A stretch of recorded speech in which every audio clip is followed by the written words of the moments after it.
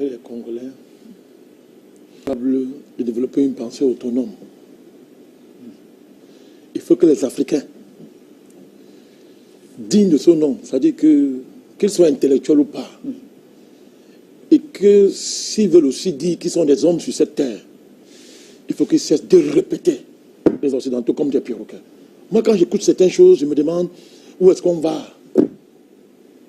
Où est-ce qu'on va? Tout ce qu'on écoute ici, là, c'est quoi? C'est le constitutionnalisme primaire occidental. C'est Montesquieu, ça fait 300 ans. Séparation de pouvoir, n'importe quoi. Une théorie bidon. Les gens récitent des choses qu'ils ne connaissent même pas d'où ça vient. Vous voulez qu'on parle de Montesquieu? Comment est-ce qu'il a inventé la théorie de la séparation de pouvoir? Ce que c'est que la séparation de pouvoir, même dans le contexte de l'époque de Montesquieu, et tout ce que est son développement, vous voulez vous développer et vous n'avez pas la capacité d'avoir une pensée intellectuelle autonome. Voilà pourquoi Hubert Védrine peut dire que l'immense majorité des Africains aspirent à vivre comme les Occidentaux.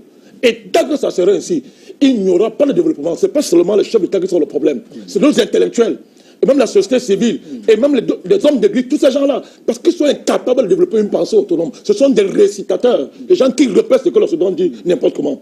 De quoi est-ce qu'on parle? Des choses que je voudrais poursuivre dans sa dynamique. Bachir, vous savez que les changements géopolitiques sont d'abord des changements géospirituels.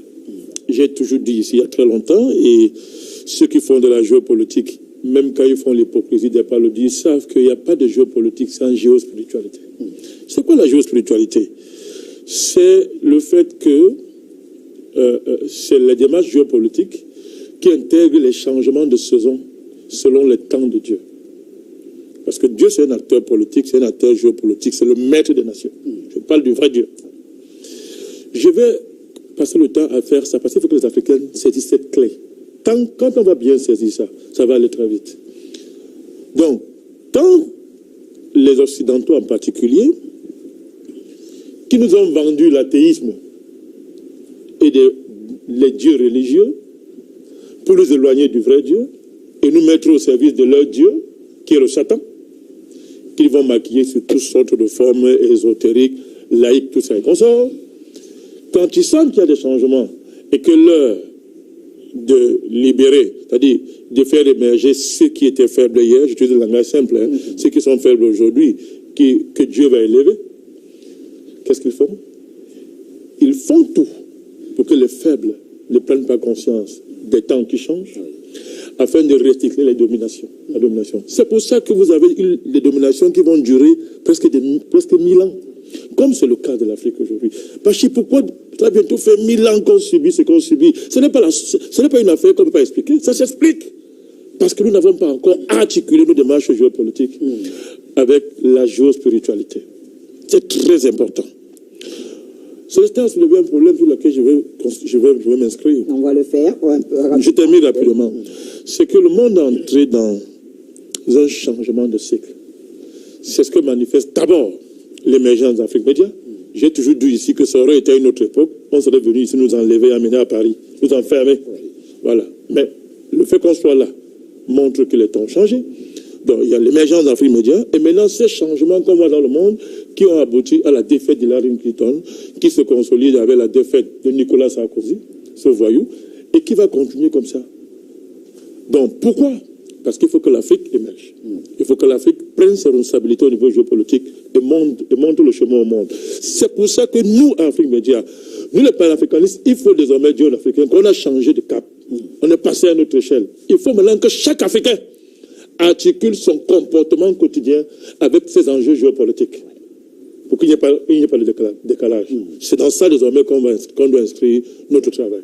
Que les Africains articulent le comportement. Chaque Africain. Merci, Président Bandakani.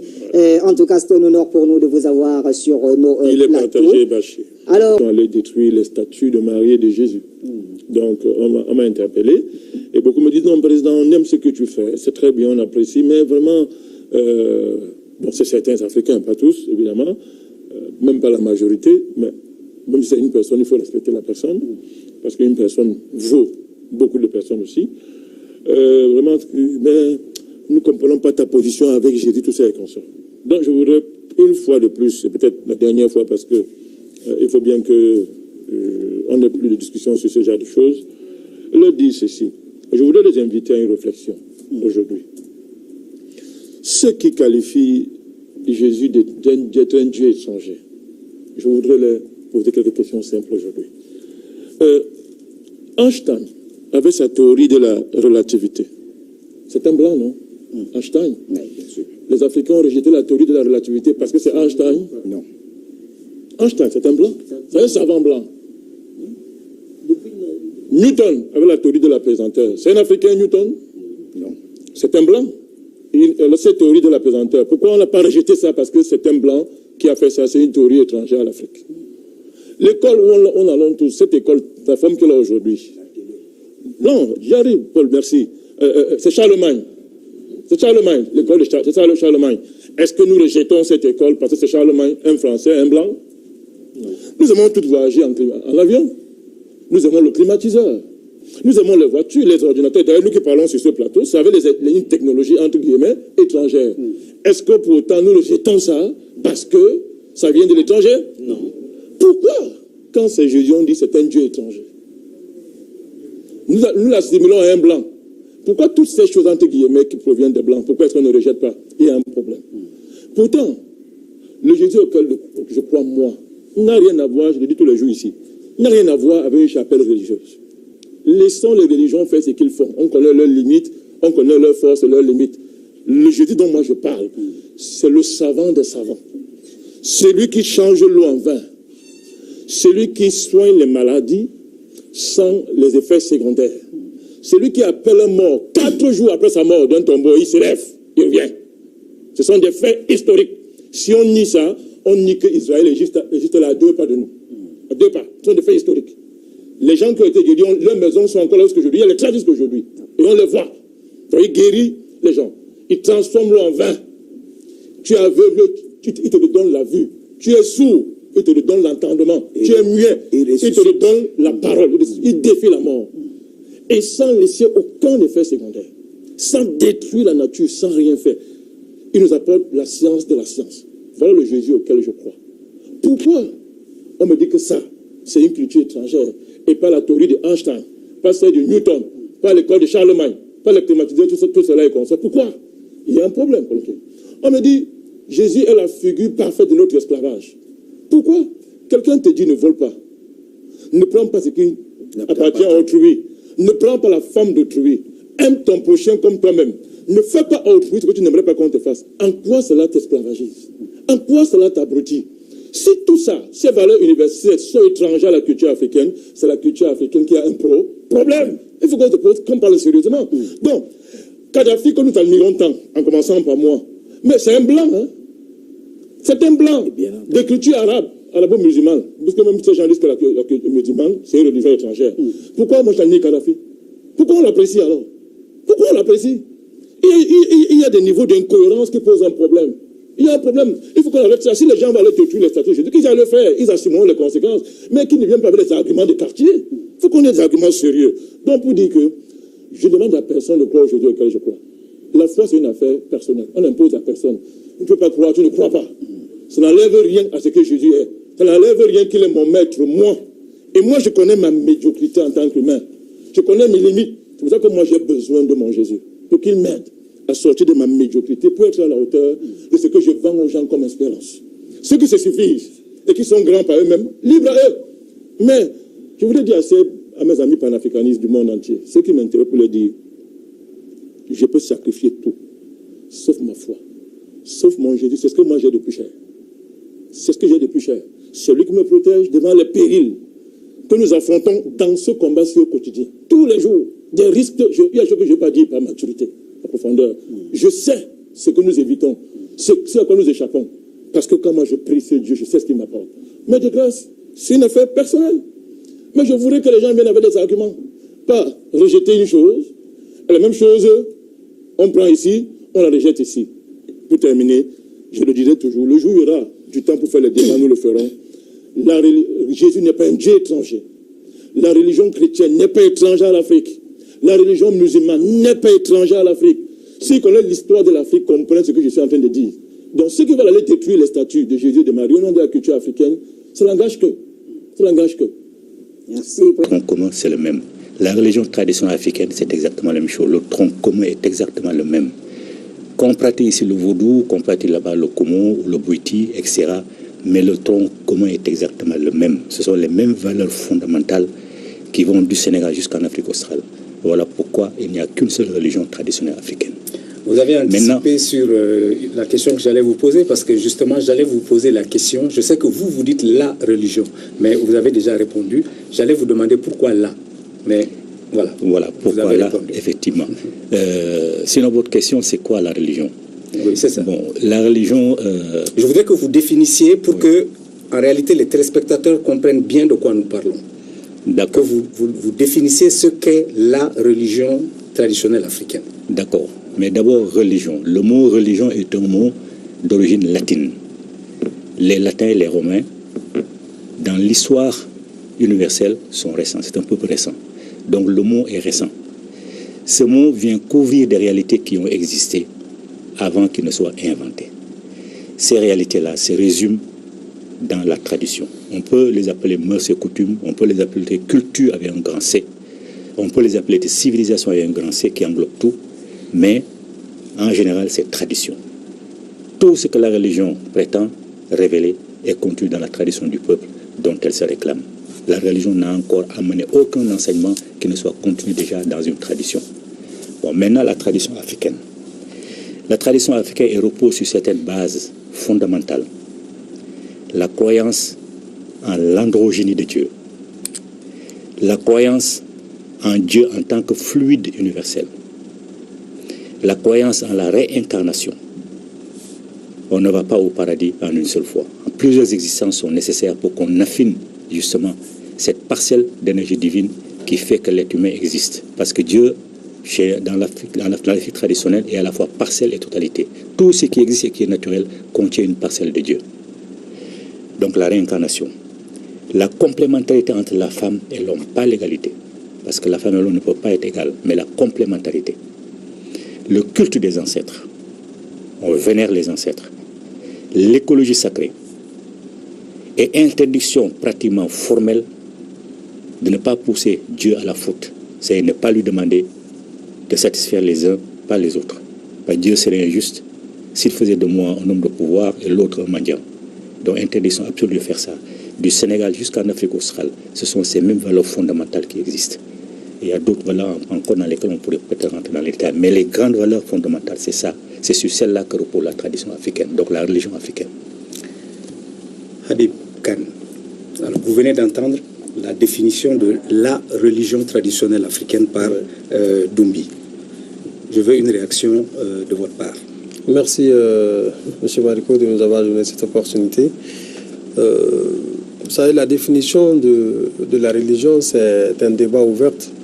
Il n'y a pas une seule définition aujourd'hui qui convienne à tout ce qu'on peut appeler, à tout ce que l'usage peut appeler religion.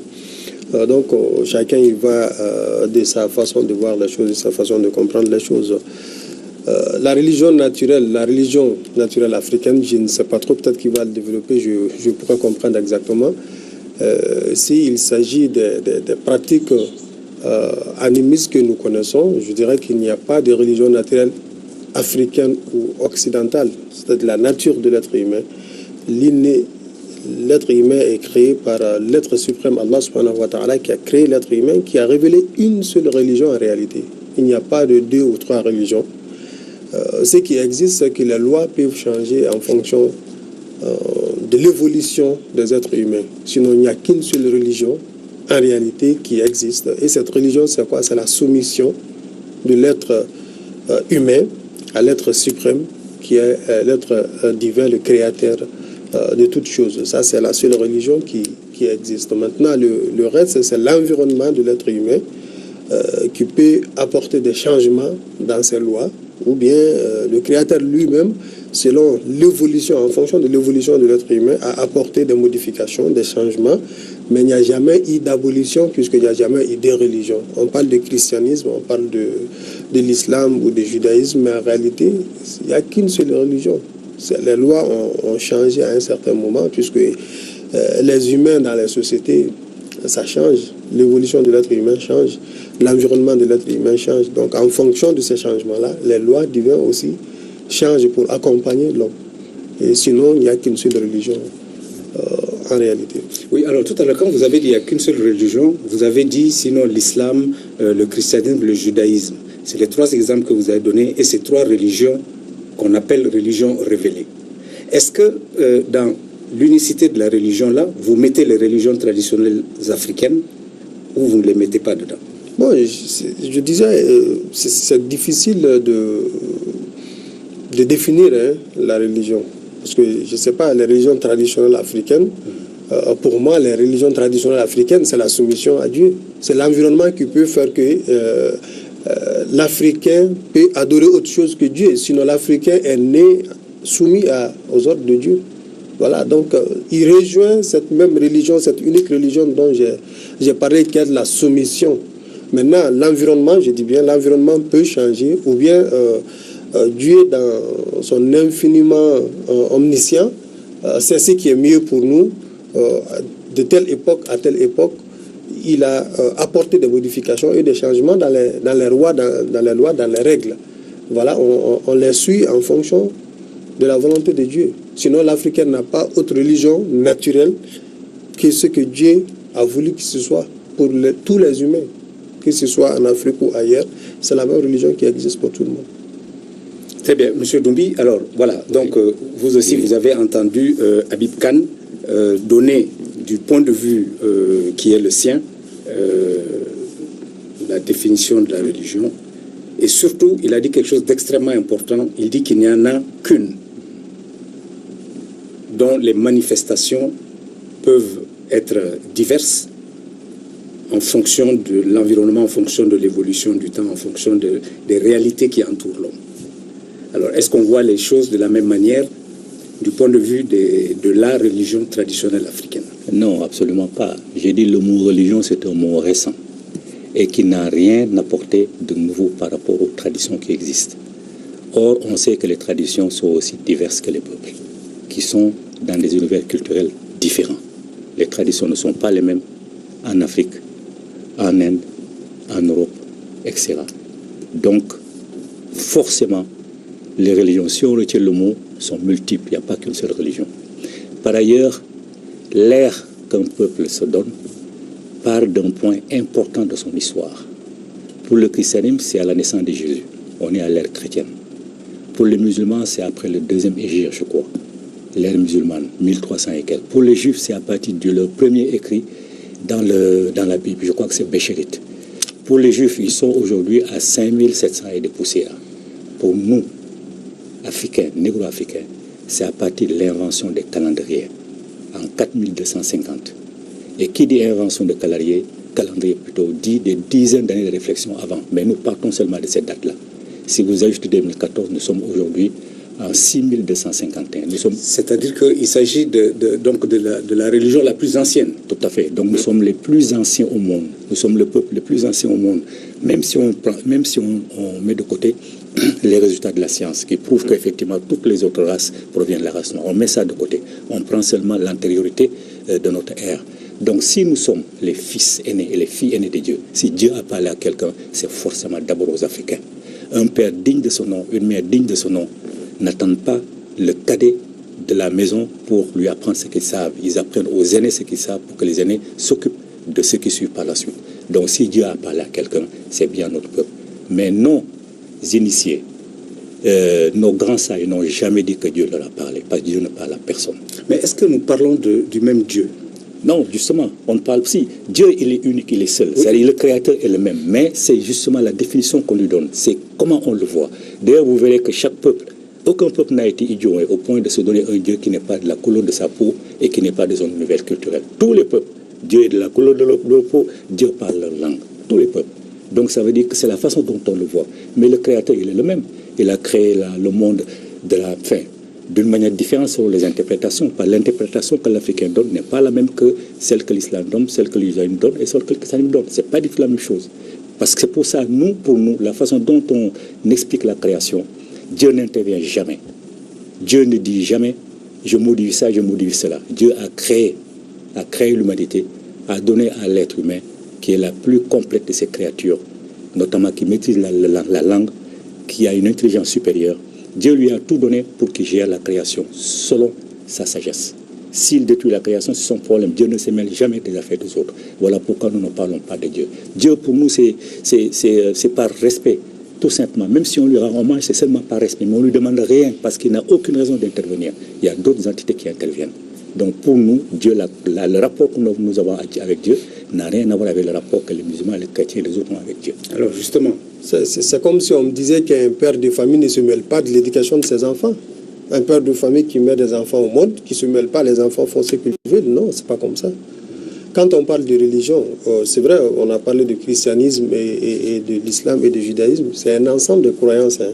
L'ensemble des croyances et des pratiques. Non, c'est parce que vous aviez cité les trois. Voilà, c'est pour ça que j'ai relevé. Justement, c'est par rapport... Parce qu'il y a d'autres, excusez-moi de vous dire, non, parce qu'il y en a d'autres. Il y a le bouddhisme, il y a beaucoup d'autres qui n'a aucun lien, par exemple, avec l'être suprême, voilà, le bouddhisme, okay, ou par exemple, il y a des définitions qui parlent même de le football, par exemple. On peut appeler le football une religion, ça dépend. Non, mais c'est une religion, voilà, c'est une religion. C'est personnel. Voilà, c'est personnel, mais c'est pourquoi j'ai dit que c'est un débat ouvert. Mais ce qui est important, c'est que la religion, en fait, ça n'a pas commencé par le christianisme ou par l'islam. Que l'islam ou le christianisme soit révélé les années citées par M. Numbi, la religion n'a pas commencé par là. Le premier être qu'Allah subhanahu wa ta'ala a créé, c'est là que la religion a commencé. Notre ancêtre, c'est lui qui est le premier à recevoir les ordres d'Allah. Il a eu des enfants, il a fait des enfants, et du moment qu'il y a eu des enfants, il faut qu'il y ait une harmonie. Déjà, la gestion de la famille. Il faut des règles, il faut des lois. C'est là où la religion a commencé. Ce n'est pas par l'islam ou par le judaïsme. Donc, pour moi, le débat, le fait que les Africains soient le père de l'humanité, les premiers à être sur la terre ou autre, le plus important, c'est que cette religion, elle est unique. Il n'y en a pas deux. Les lois, je l'ai dit, ça change en fonction de l'évolution de l'être humain ou selon l'environnement. Mais Dieu s'est bel et bien adressé aux hommes, puisque c'est lui qui a créé les humains et c'est lui qui a décidé de mettre un lieutenant, un vicaire sur la terre, qui était Adam, le premier à venir. Donc il lui a confié une mission. Et quand vous confiez une mission à quelqu'un, il faut forcément lui donner une code de conduite, lui dire comment se tenir, comment se comporter. Maintenant, la personne qui obéit et qui désobéit, il y a forcément une réaction de la personne qui vous a mis en mission. Voilà. Alors justement, je profite pour rebondir, pour vous demander du point de vue de l'islam. Pourquoi Dieu a-t-il créé les hommes? Pourquoi sommes-nous là? Il y a le Coran qui nous donne des informations par rapport à pourquoi nous sommes créés. Nous sommes créés parce que Allah a voulu manifester, démontrer son existence, sa présence. Et très souvent, les ulémas te diront, nous sommes créés pour adorer Dieu. Mais l'adoration de Dieu, ça prend plusieurs formes ici. La première mission qui nous a été confiée, c'est quoi? C'est être un lieutenant, un vicaire sur la terre. Donc à partir de là, on sait pourquoi nous sommes créés. Nous sommes créés pour être les lieutenants de Dieu sur la terre. Et à partir de là, il y a tout ce que Dieu nous a recommandé comme usage, comme acte de dévotion et comme loi qui régit, n'est-ce pas, nos relations humaines entre nous dans la société. Et tout cela compris, c'est un ensemble donc de comportements qui font de nous les lieutenants, les vicaires de Dieu sur la terre. Voilà, c'est pour qu'on sente l'existence de Dieu, mais c'est aussi pour rendre grâce à Dieu de par notre création. Voilà. Alors, la franc-maçonnerie, qui n'est pas en tant que telle une religion dans le sens classique du terme, dit que la mission à eux confiée est la construction du temple du roi Salomon. Voilà ce qu'ils disent. C'est la raison pour laquelle ils sont là. Alors, pour quelle raison les Africains sont-ils là? Je vais d'abord réagir à une observation de M. Khan, oui, qui dit qu'un père de famille, naturellement, se mêle de sa famille, gère les affaires de sa famille. Mais un père de famille, c'est un être humain qui a des émotions. Dieu n'a pas d'émotions. Si on donnait à Dieu des émotions, il se rabaisserait au niveau de ces créatures faibles. Parce que ces créatures sont faibles. Nous sommes faibles, voilà pourquoi nous sommes là. Et nous aspirons à retourner à lui pour ne plus être de ce monde. Donc si Dieu, on lui donnait des émotions, il serait faible, il serait injuste, il serait méchant, il y aurait tous les défauts qui soient au monde. Donc on ne peut pas comparer Dieu à un père de famille. Dieu est au-dessus de tout, il ne se mêle de rien, absolument. Pourquoi nous existons? Tout le monde sait que l'être humain n'a pas été créé comme ça. L'être humain vient d'une évolution de créatures précédentes de Dieu. Notre religion le dit, notre tradition le dit. Dieu est simplement fluide universel. Il est fluide. Il est tout à fait énergie. Donc c'est chacune de ces parcelles qui rentre dans les éléments qui existent. Voilà pourquoi la faune est divine, la flore est divine, le minerai est divin, l'être humain est divin. Parce que c'est la parcelle de Dieu qui est dans chacun de nous.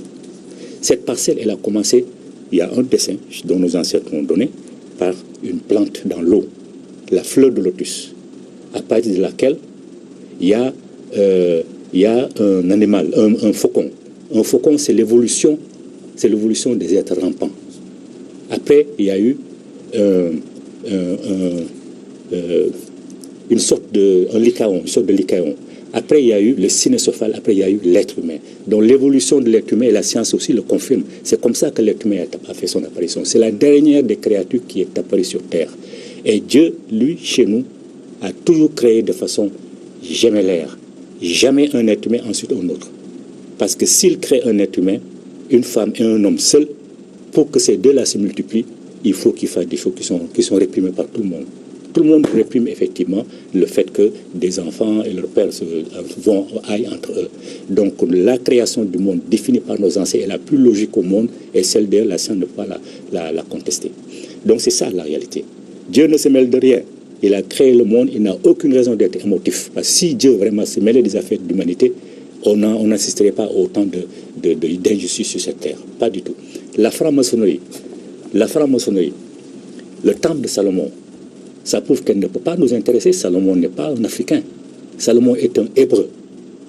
Et si on retourne dans l'histoire, on verra que le judaïsme s'est fondé en s'inspirant de la tradition néo-africaine. Abraham est venu en Égypte. Abraham a longtemps vécu en Égypte. D'ailleurs, les Arabes se réclament du fils d'Abraham et de Hagar, une Égyptienne, Ismaël. Donc les Arabes, comme les Hébreux, comme les Juifs plutôt, pas les Hébreux, comme les Juifs sont un peuple récent. Ils sont récents par rapport à l'histoire. Donc ils ont appris tout ce qu'ils ont appris en Égypte. La Bible, si vous enlevez les événements qui concernent l'Égypte, il ne reste pas grand-chose de l'Ancien Testament. Et le Coran repose sur l'Ancien Testament à pratiquement 60%. Si vous enlevez ce qu'il y a, il ne reste plus rien du Coran. Donc ça veut dire que le peuple africain a tout imaginé, a tout fait. Et j'ai toujours dit que sa tradition, sa religion a toujours été imitée, mais jamais égalée. Et nous sommes prêts à en faire la démonstration à qui le veut, sur n'importe quel plateau. Très bien. Alors,